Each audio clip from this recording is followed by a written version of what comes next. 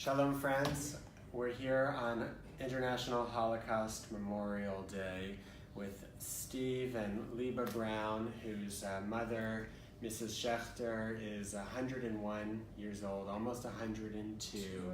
She's a survivor of the Holocaust, and they were just sharing her amazing story and her strength and the miracles that happened to her that allowed her to survive the Shoah, the Holocaust.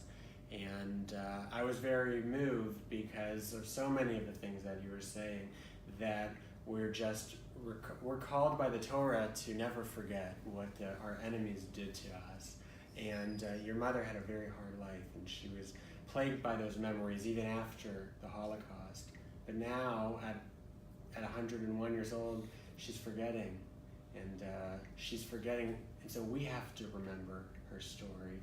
So Steve or Liba, do you want to just share a little bit about where was she from? Tell us a little bit where she was from briefly. Well, she was from Tej, Czechoslovakia, Yeah.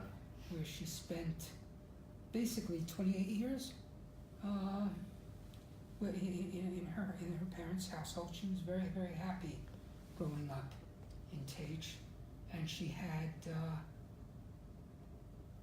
5 brothers, and I think she was the middle girl. She was the middle child, but the only daughter. And so she was a little bit spoiled, but she was.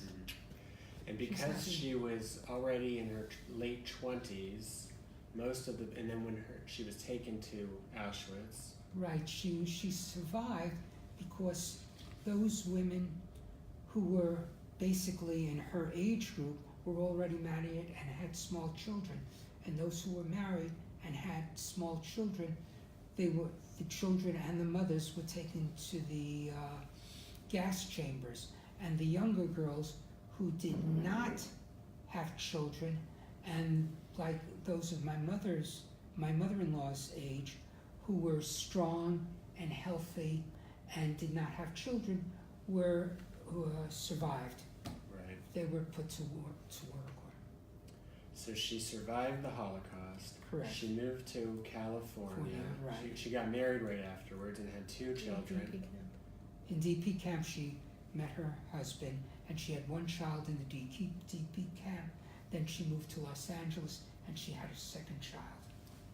And now their family has grown? Tremendously. She has 2 daughters, 11 grandchildren, I think you said 58 or 59 great-grandchildren, and 4 great-great-grandchildren.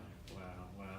So she lost 70 members of her family. And now her family, thank God, has more than 70. More than 70. And here we are 80 years later, so please God, as time goes on, like your mother said, that having children is the answer to Hitler. Correct. Right? Correct, absolutely correct. And she enjoys going in Israel when she travels to Milabev, and she sees all the children running around and going to school, etc. It really warms her heart. Yeah. So Milabev is a day facility for people in Beit Shemesh who are suffering from Alzheimer's and dementia. Well, not only. I mean, there are people who go there that suffer from Alzheimer's and dementia. That's what it started out as.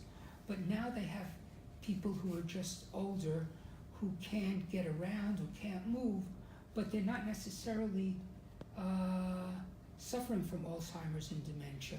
There are some, when my mother-in-law started to go there, she didn't have Alzheimer's dementia, but she was physically unable to get around, and they brought her to Milabev, and Milabev supplied her with the social atmosphere.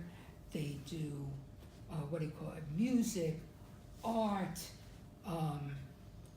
exercise, and all sorts of activities throughout the day that help her keep in touch. Mm-hmm. So Milabev is something that is helping her at her age? Helping, it's more than helping. I believe because she goes to Milabev, that perhaps she's still alive today. Wow. It's really beautiful. And even though she doesn't remember so much about the Holocaust, you're remembering, you're teaching others her story, you're sharing with others her story. That's so important. And everybody who's watching this today, especially Holocaust Memorial Day, there's so much we need to do to take care of the Holocaust survivors, the precious survivors who are still with us, and to, of course, to remember their stories and to share. And so please share this video, share the stories of the Holocaust today. Can I say one thing? That all the years since after she finished working and retired, all the years she worked in the insurance company, and when she retired, she started speaking as a survivor speaker in the Simon Wiesenthal Museum in Los Angeles. And when she moved to Baltimore, she spoke in the Washington, D.C. Holocaust Museum. And she was even in a movie that was produced, The Long Way Home. And she was very active in trying to educate people, schools, the Army. She went to Army bases, she went to colleges, Social Security in Washington, all kinds of places to tell about, educate people while she knew, remembered still. It's so important. It's really so important. Here we are, 80 years later, and people are denying the Holocaust. People are saying it didn't happen.